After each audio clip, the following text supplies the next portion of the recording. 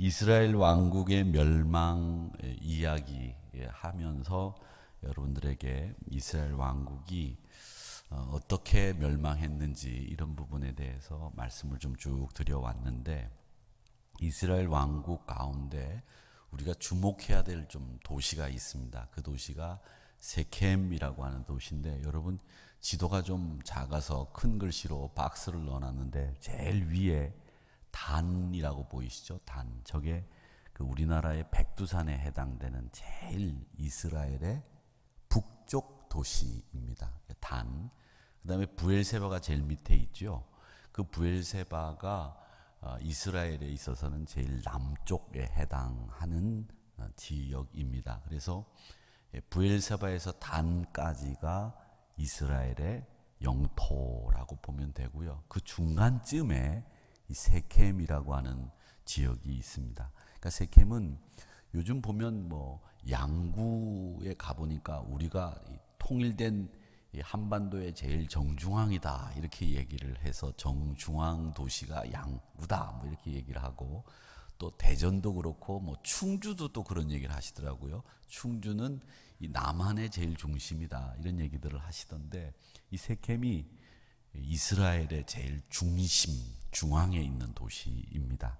그런데 이 세켐이라고 하는 도시를 우리는 좀 생각해 볼 필요가 있는데, 왜 이 이야기를 해야 되느냐 하면, 북쪽 이스라엘과 남쪽 유다의 관계, 또 북쪽 이스라엘이 이제 멸망하는 예후 왕가가 끝나고 난 뒤부터는 계속 왕들이 죽이고 죽고 죽이고 죽고 이러면서 므나헴과 브나히야, 저희들이 지난 시간에 배웠던 브나히야만 아들이 아버지로부터 왕위를 이어받았지 나머지는 다 죽여서 왕이 된다 이렇게 말씀을 드렸는데, 이 오늘 살펴볼 베가라고 하는 왕은 브나히야를 죽여서 왕이 된 사람이죠.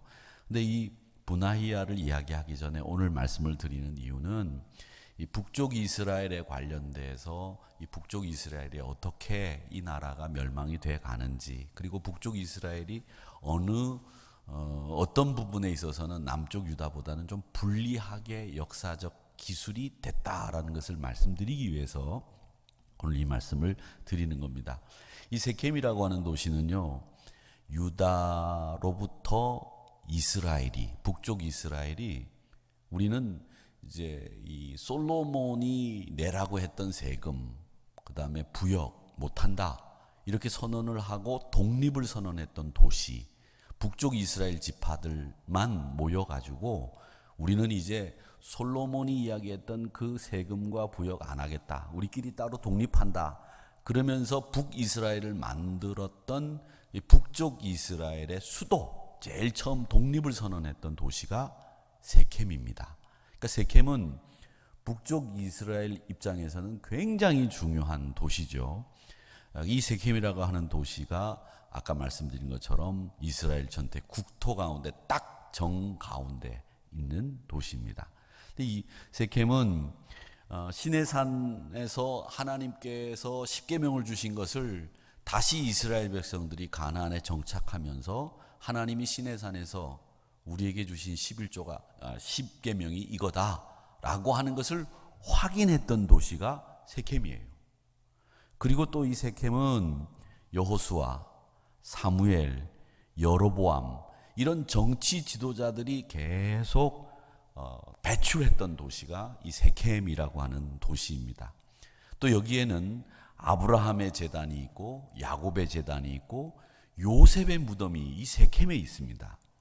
그리고 여로보암을 제일 먼저 왕으로 세운 도시가 세켐이에요. 그러니까 독립을 선언하고 여로보암을 왕으로 세운 도시가 세켐입니다. 여러분 요한복음 4장에 보면 수가성의 여인 이야기가 나오죠. 그 수가성이 어디냐면 세켐입니다. 그러니까 이 세켐이라고 하는 곳은 이스라엘 민족에 있어서는 어떻게 보면 영산이라고 할 수 있어요. 영산. 아주 성스러운 산이고 성스러운 곳이 이 세켐이라고 하는 곳입니다. 그래서 이 세켐이 가운데 있다면 오른쪽으로는 그리심산이 있고 왼쪽으로는 에발산이 있는, 아주 하나님이 딱 영적으로 제일 중요한 곳에 이 세켐이라고 하는 도시를 뒀습니다. 그래서 이 세켐을 신학자들이나 목사들은 볼 때 뭐라고 얘기를 하느냐면, 이 세켐은 이스라엘 백성들의 정체성, 또 이스라엘 백성들이 가지고 있었던 하나님 신앙, 이걸 뿌리내린 첫 지역, 첫사랑, 그걸 확인한 데가 세켐이다, 이렇게 이야기를 합니다. 자, 그런데 여러분 보실 때 이스라엘에 있어서 영적으로 가장 중요한 도시를 어떤 도시라고 부르나요? 이스라엘에서 제일 중요한 도시 예루살렘이죠. 예루살렘을 제일 많이 얘기합니다. 그런데 사실은 예루살렘보다도 더 영적으로 구약시대 중요한 일들을 많이 했던 곳은 세켐이에요. 근데 왜 세켐이 예루살렘보다 못한 도시로 그려지고 있느냐? 왜 세켐이 못한 도시가 됐고, 왜 세켐이 예루살렘보다 중요성이 덜 부각되고 있느냐? 왜 예루살렘만 자꾸 부각되느냐? 이런 부분에서 우리는 성경을 읽으면서 이렇게 중요한 일들이 다 예루살렘보다는 세켐에서 일어났는데 왜 이렇지? 이런 생각을 하게 된다는 거죠. 여기에 이스라엘 민족의 역사가 배어 있고, 여기에 우리가 눈여겨볼 이유가 있습니다. 여러분 보시죠. 우리나라 역사를 이렇게 보면 삼국시대가 있었습니다. 신라, 백제, 고구려. 어느 나라가 통일했나요? 신라가 통일했습니다. 그러니까 그 삼국 통일을 한 그 역사를 누구 위주로 쓰나요? 신라 위주로 쓴 거예요. 고구려 역사가 별로 많이 남아있지는 않습니다. 백제 역사가 많이 남아있지 않죠. 그리고 백제 의자왕이 우리가 공부를 해보니까 그렇게 나쁜 왕이 아니더라고.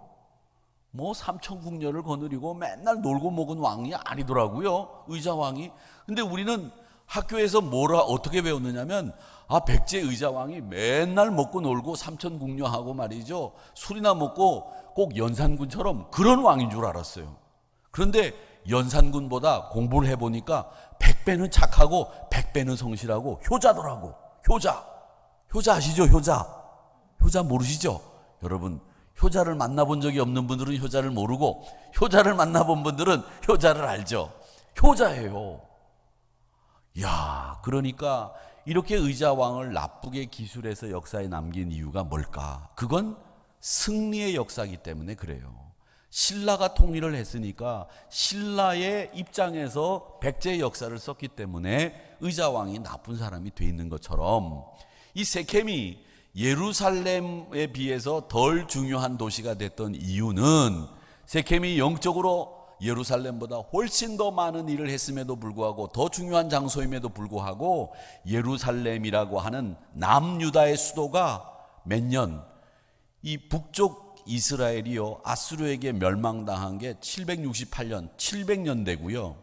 이 남쪽 유다가 598년에 이렇게 멸망당했으니까 한 그 상극이 150년가량 about 그 정도 됩니다. 150년 동안에는 북쪽 이스라엘이 없었어요. 남쪽 유다만 바벨론에게 멸망당할 때까지 남아 있었단 말이죠. 그러니까 이 남쪽 유다의 역사가 북쪽 이스라엘의 역사를 쓰는 과정에서 세켐은 덜 중요한 도시로, 북쪽 이스라엘 왕들은 더 나쁜 왕으로 썼다는 거예요. 그게 지금 우리 성경에 남아있기 때문에, 여러분 오늘 말씀에도 한번 보세요. 오늘 말씀 30절 보시면 베가가 왕이 된 것을 어떤 것을 기준으로 얘기합니까? 남쪽 유다왕 이야기는 왜 해? 남쪽 유다왕 유시야의 아들 요담 20년에 남쪽 유다의 왕이 누가 몇 년도에 왕이 됐는지를 기준으로 해서 북쪽 이스라엘 왕이 됐다, 이 이야기를 하고 있잖아요. 그러니까 기준이 뭐예요? 남쪽 유다의 왕이 기준이 돼서 베가가 언제 왕이 됐는지를 설명하고 있단 말이죠. 그러니까 모든 게 지금 뭐예요? 기준이 남쪽 기준이라는 거예요. 북쪽 기준이 아니에요. 그래서 이 남쪽 기준과 북쪽 기준이 있어야 되는데도 불구하고 이 역사를 기술하는 사관들이 역사를 어떻게 기술했느냐라고 하는 것을 보는 겁니다. 그래서 성경에 보면 이스라엘에는 사관이 있어요. 여기 말씀에 보면 우리가 나름대로 분석을 해보니까, 아하, 그렇구나. 신명기 사관이 있는데 이 신명기 사관은 뭐냐면 여호수아서, 사사기, 사무엘상하, 열왕기상하, 지금 이건 신명기 사관입니다. 그리고 또 하나 역대기 사관이 있어요. 역대기를 기술한 사람들의 사관이 있는데 그게 역대상하, 에스라, 느헤미야. 요거는 포로기 전에 작성을 한 것이고, 포로기와 포로기 전과 포로기 때 작성을 한 것이 신명기 사관이고, 그 다음에 역대기 사관은 포로기 이후에 예루살렘으로 돌아온 이스라엘 백성들이 쓴 책들이에요. 그러니까 그 책이 뭐냐? 역대기, 상하는 똑같은 이야기지만 포로에서 돌아와서 쓴 책. 에스라도 마찬가지, 느헤미야도 마찬가지. 구약 성경의 역사를 연대기로 이렇게 보면, 역사의 기록대로 쭉 보면 제일 역사의 마지막 책이 느헤미야예요. 그리고 이 신명기 사관은 어떤 내용을 신명기 사관이냐 이렇게 보는데, 신명기 사관은 한마디로 뭘 얘기하느냐면 여호수아, 사사기, 사무엘상하, 열왕기상하는 다 어디에 초점을 맞추고 글을 썼느냐면 하나님의 초점을 맞추어 글을 썼습니다.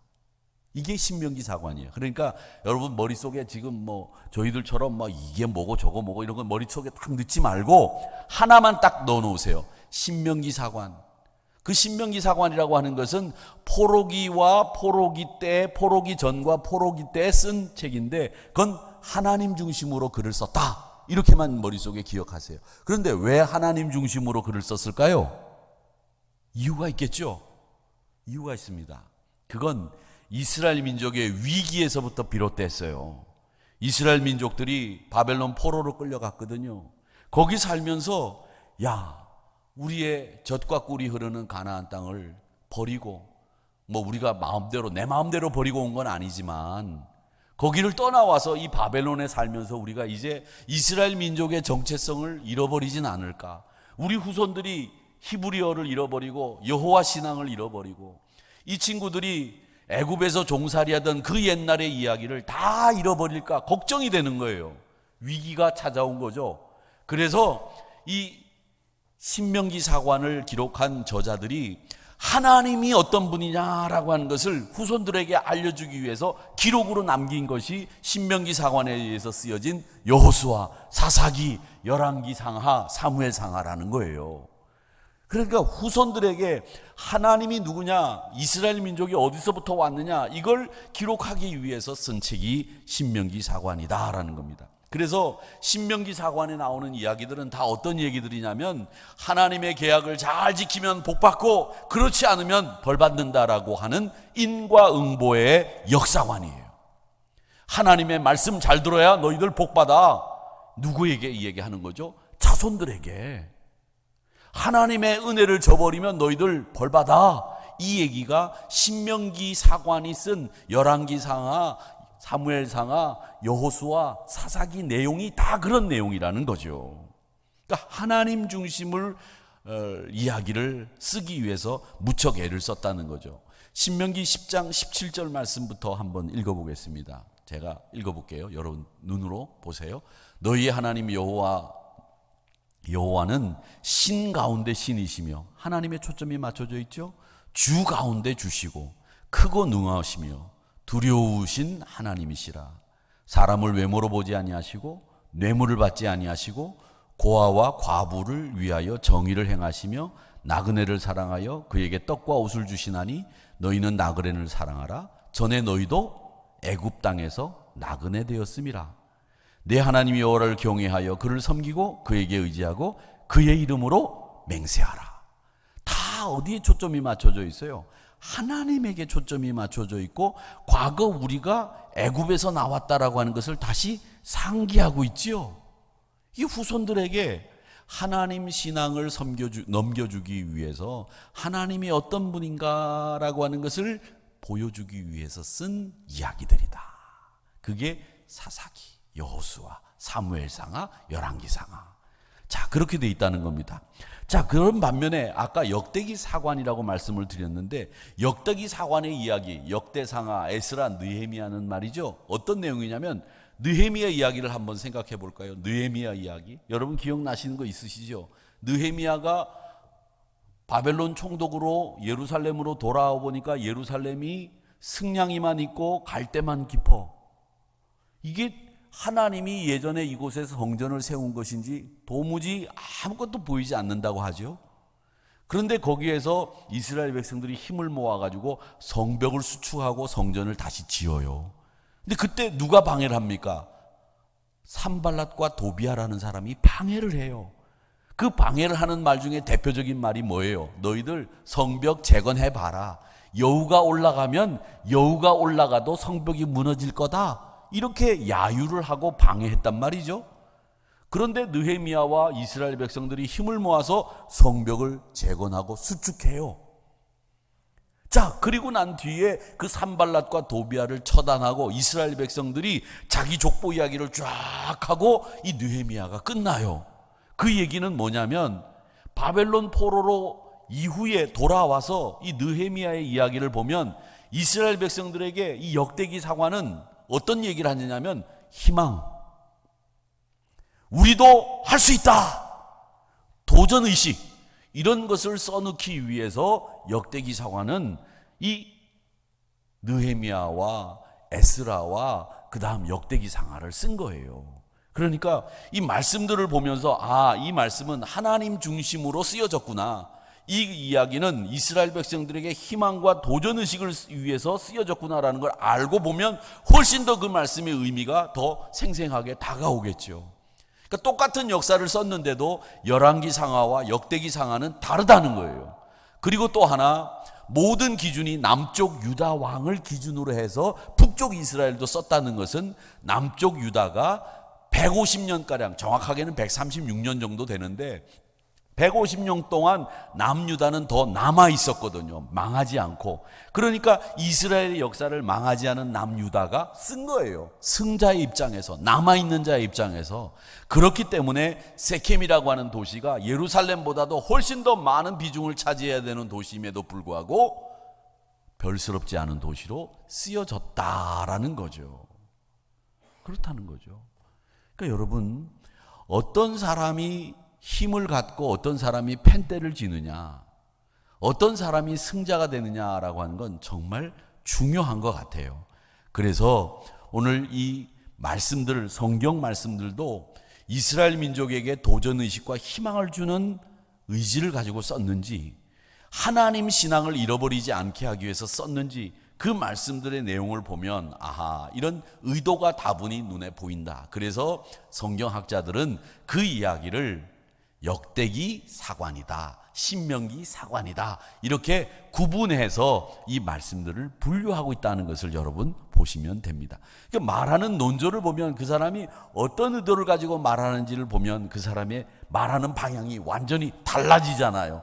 그렇게 달라지게 쓰여진 책이 바로 이 역대기 상하와 열왕기 상하의 내용이다. 그러면 우리가 지금 열왕기 상하를 보고 있으니까 이건 여러분 신명기 사관에 의해서 쓰여진 책이다. 즉 하나님이 어떤 분이냐라고 하는 것을 알려주기 위해서 초점이 맞춰져 있고 남쪽 유다를 기준으로 해서 쓰여진 책이다 라고 하는 것을 여러분 아시면 되겠습니다. 그래서 역사는 승리의 기록이고 승리자의 기록이다, 그렇게 얘기를 했고요. 그 그리스의 유명한 철학자인 플라톤이라는 사람은 현재를 지배하는 사람이 과거도 지배한다 그랬어요. 그게 역사잖아요. 현재 지배하는 사람이 과거까지도 다 지배하잖아요. 현재 이 부자가 자기가 옛날에 그 양반도 아니었으면서 양반이라고 하는 거, 현재 지배하는 사람이 그렇다는 거죠. 그러니까 우리가 이게 다 양반이 아니거든요. 그런데 우리는 옛날에 우리 조상들이 다 양반이라고 얘기한단 말이죠. 그건 뭐냐? 현재를 지배하는 사람이 과거를 지배하기 때문에 그렇게 얘기한다는 거죠. 어떤 우스갯소리가 있잖아요. 어떤 분이 그 옛날 자기 집 대대로 내려오는 이 문서를 가지고 그 진품 명품 그 감정사에게 가지고 갔대요. 이게 우리 집안에 대대로 내려오는 그 집안의 정말 중요한 문서인데 이게 어떤 문서인지 좀 알려주시면 좋겠고 이게 값어치가 얼마나 나가느냐 알아봐 달라고 가지고 갔어요. 그러니까 이게 언제부터 내려오는 거냐? 우리 할아버지가 굉장히 시골에서 그 100칸짜리 집에서 사시면서 우리 할아버지가 굉장히 부자셨는데 할아버지가 꼭 이거는 잊지 말고 가지고 있어라 그래서 저희들이 갖고 있었던 겁니다. 그게 무슨 문서입니까? 그랬더니 그 문서를 한참 보던 진품 명품의 감정사가 다 보더니 이건 노비 문서입니다. 그렇게 얘기했다는 우스갯소리가 있지 않습니까? 여러분, 그러니까 권력자들이 말을 지어내서 세상을 지배한다는 말이죠. 그래서 이 1984년이라고 하는 소설을 쓴 그 조지 오웰이라는 사람이 그런 얘기를 한 거예요. 현재를 지배하는 사람이 과거를 지배한다. 자, 그렇게 얘기를 이제 말씀을 드리고 여기서 끝내겠습니다. 자, 이 말씀을 드리는 이유는 이제 북왕국 이야기가 이제 거의 끝나갈 무렵이 됐어요. 배가하고 다음 주일날 우리가 호세아만 배우면 이제 호세아로 인해서 북왕국 이스라엘이 멸망당하고 끝이 나거든요. 근데 그렇게 끝이 나는 이 북이스라엘 왕국의 이야기를 좀 보면서 아하, 북왕국이 일찍 136년이나 먼저 멸망당했기 때문에 남쪽 유다의 그 역사관, 사관을 가지고 북쪽 이스라엘을 기록했다, 남겼다. 그러니까 북쪽 이스라엘의 역사도 남쪽 유다 왕이 기준이 늘 되는구나. 이걸 말씀드리려고 한 것이고, 아수르에게 북쪽 이스라엘이 서기전 주전 722년에 멸망을 했고, 그 다음에 남쪽 유다는 586년이니까 한 136년 정도 남쪽 유다가 더 오랫동안 있었죠. 그래서 남유다에 의해서 이 북쪽 이스라엘도 쓰여졌을 것이다. 그러니까 북쪽 이스라엘 왕도 나쁜 왕이고 남쪽 유다 왕도 나쁜 왕이었지만 북쪽 이스라엘 왕은 좋은 왕이 하나도 없어요. 여러분 있습니까? 지금까지 배우면서 제가 북쪽 이스라엘 왕 얘기하면서 좋은 왕이 한 명이라도 있냐고요. 근데 가끔 나가다가 우리나라도 세종대왕 같이 좀 좋은 사람이 나오고, 숙종은 뭐 그래도 우리나라를 완성시킨 정치, 경제 뭐 여러 가지 제도를 완성시킨 왕이 숙종이라고 하고 가끔 좋은 왕이 나오거든요. 근데 북쪽 이스라엘은 좋은 왕이 한 명도 안 나와요. 왜 그러냐? 남쪽 유다에서 썼기 때문에 이스라엘 왕은 더 나쁜 왕으로 묘사를 한 거예요. 그래서 이 북쪽 이스라엘 왕들은 별로 좋은 왕이 하나도 없다. 그 이유는 남쪽, 아직도 남아있었던, 승리자는 아니었지만 남아있던 남쪽 유다에 의해서 기록이 남아있기 때문에 그렇게 됐다. 이렇게 이해를 하시면 되겠습니다. 자, 베가 이야기를 좀 해야 되는데, 베가는 여러분 보시면 지도를 한번 보여주시죠. 뭐 이건 성경에 나오는 얘기니까 제가 성경에 나온 얘기를 합니다. 이 베가는 북이스라엘을 다스렸던 왕이었는데, 이 베가는 이 그 요단강을 중심으로 해서 오른편에 있는 길르앗 지방의 왕이 자기가 스스로 왕이 된 사람이에요.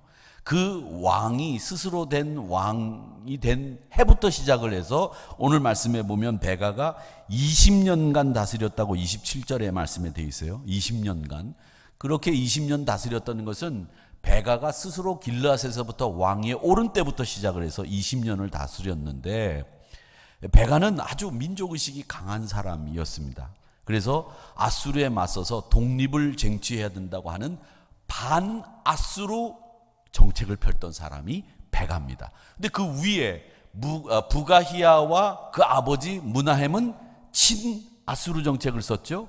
그러면서 친아수르 정책을 쓰면서 아수르에게 은 1000달란트 조공을 바쳤다 말씀을 드렸고, 부자들을 6만 명에게 은 50세겔을 거두어 가지고 그걸 모아서 은 1000달란트, 우리나라 돈으로 계산하면 2조 원이라고 하는 돈을 조공으로 바치고 뇌물로 바치고 나라를 지켰던 친아수르 정책을 폈던 왕이 이 전의 왕 부가히야와 그 아버지 므나헴이라고 말씀을 드렸습니다. 그 친아수르 정책에 반해서 나는 아수르 못 믿는다, 이래서 그 부가히야를 칼로 죽이고 왕이 된 사람이 베가, 명실공히 길르앗 왕에서 이제 전체 이스라엘 왕이 베가가 됐습니다.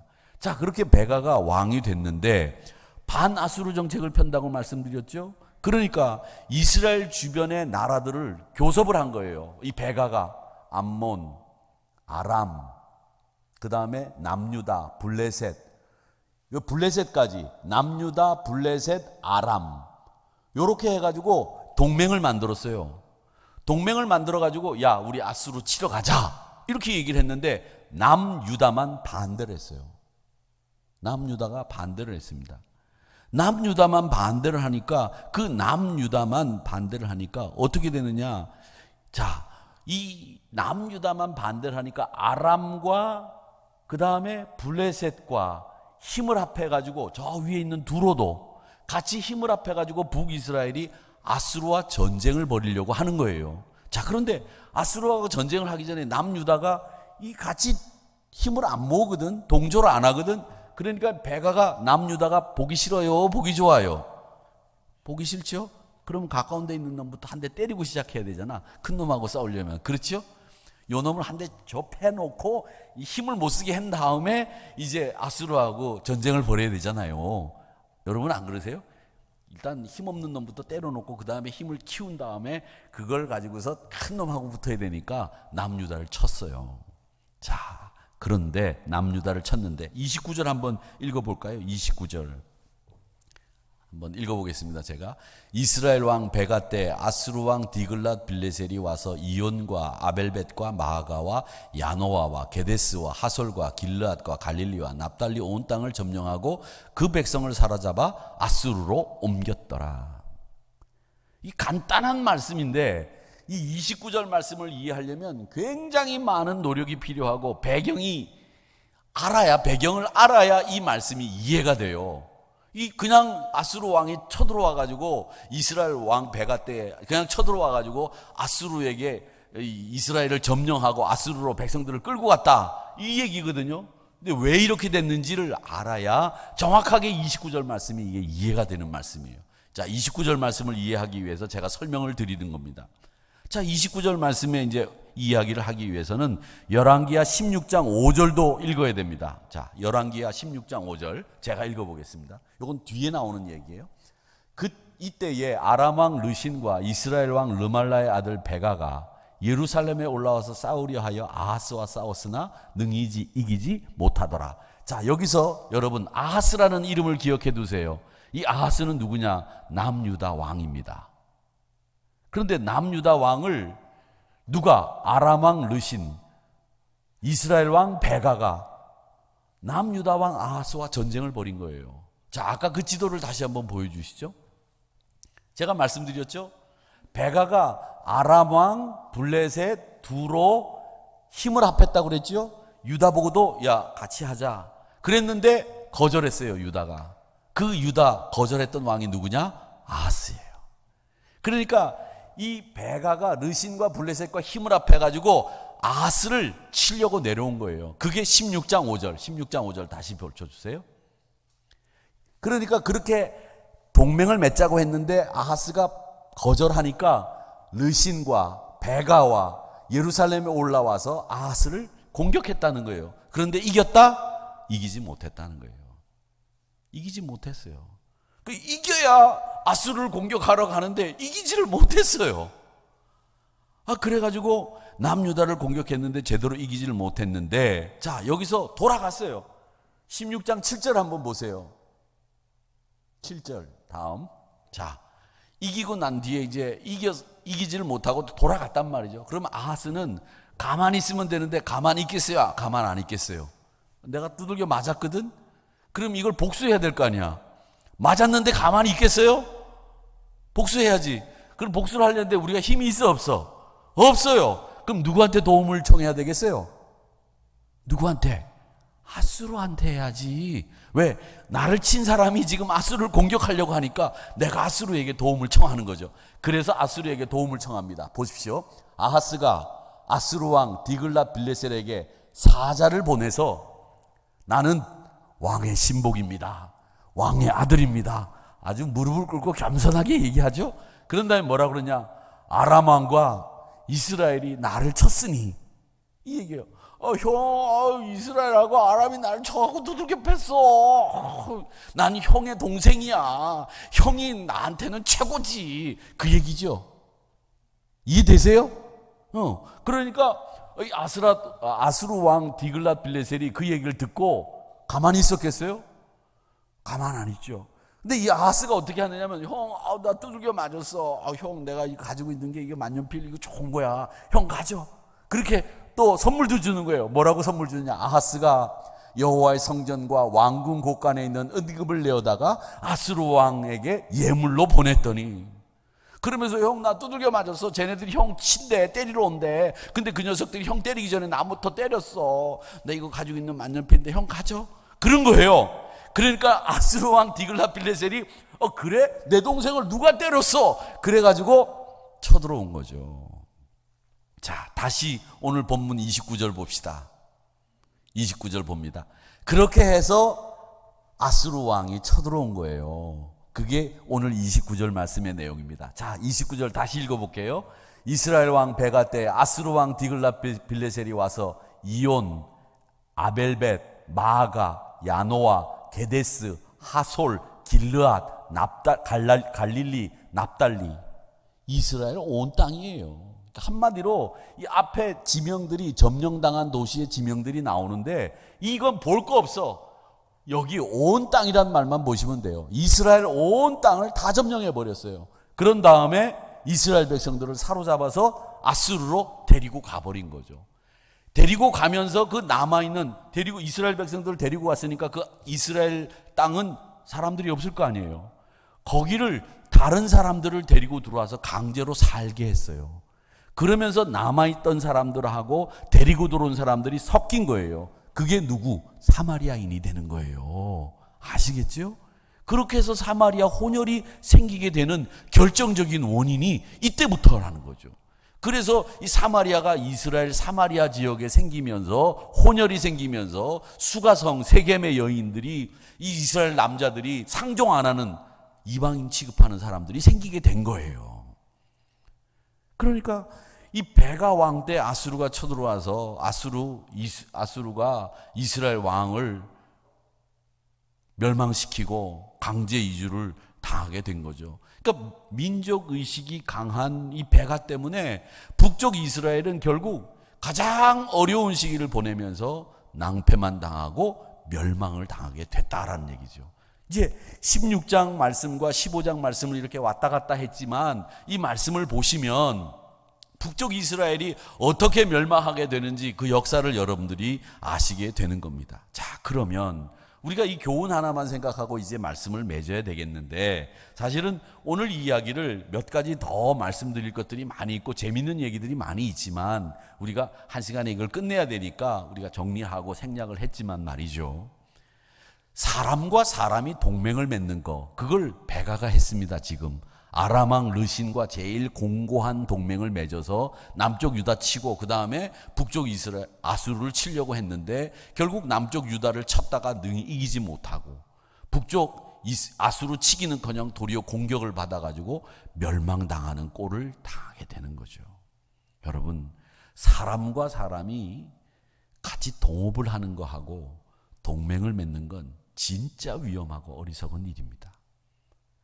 목사인 저한테도요, 친구들이 가끔 전화를 해서 야, 이런 사업이 있는데 50% 지분을 네가 내면 나랑 같이 동업할 수 있는데 그거 한번 해볼래? 이런 제안이 와요. 제가 목사인 거 아는데도. 그런데 여러분들은 얼마나 그런 제안들을 많이 받으시겠나. 저는 그 전화를 받으면서 그런 생각을 했어요. 여러분, 동업 어려운 일입니다. 동업이 얼마나 어려운 일이냐, 힘든 일이냐, 여러분 저보다 더 잘 아실 거예요. 동맹을 맺는 거, 그건 실익이 있어야 나라들끼리 동맹을 맺는 겁니다. 그런데 베가는 자기 동족인 유다를 자기의 뜻과 다르다는 이유로 남의 힘을 빌어서 치려고 작정을 하고 아람, 블레셋, 두로와 연합을 합니다. 사람은 그렇습니다. 이 사람이라는 게 말이죠, 자기 뜻하고 다르면 자기 부모와도 등지는 게 사람입니다. 부모도 죽이는 것이 우리 사람이에요. 자기 뜻과 다르면 부모도 원수가 되고 자기 뜻하고 그것이 같으면 손을 잡는데 원수하고도 손을 잡는 게 우리 인간이에요. 그래서 자기네들끼리 특히 악한 사람일수록 자기하고 처음에는 뜻이 안 맞다고 매일 싸우다가 악한 뜻에 딱 뜻이 맞으면 힘을 모으고 정말 절친인 것처럼 입에 혀처럼 노는 게 악한 사람일수록 더 그렇다는 거죠. 그래서 고린도후서 6장 14절의 말씀에 보면 뭐라고 얘기하느냐? 너희는 믿지 않는 자와 멍에 함께 하지 말고 의와 불법이 어찌 함께 하겠느냐? 빛과 어둠이 어찌 섞이겠느냐? 이렇게 말씀하시면서 빛과 어둠은 섞이지 않는다. 불법과 의는 뒤섞일 수 없다. 함께 할 수 없다. 그러니 믿지 않는 자, 불의한 자 같이 멍에 매지 마라. 그렇게 말씀하셨습니다. 근데 이스라엘 역사를 보면 필요 없는 동맹에 힘을 쓴 왕들이 너무 많았어요. 그래서 시편 기자는 이런 얘기를 했습니다. 시편 26편 4절에 보니까 허망한 사람과 같이 앉지 아니하여 싸우니 간사한 자와도 동행하지 아니하리이다. 이 시편 기자의 고백이에요. 여러분, 소망이 없는 허망한 사람하고 자리 같이 앉지 마세요. 그리고 간사한 사람하고는 길도 같이 가지 말라는 거예요.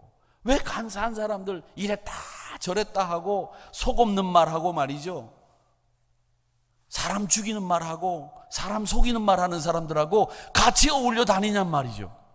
예수 믿는 사람들은 그렇게 하지 말라는 겁니다.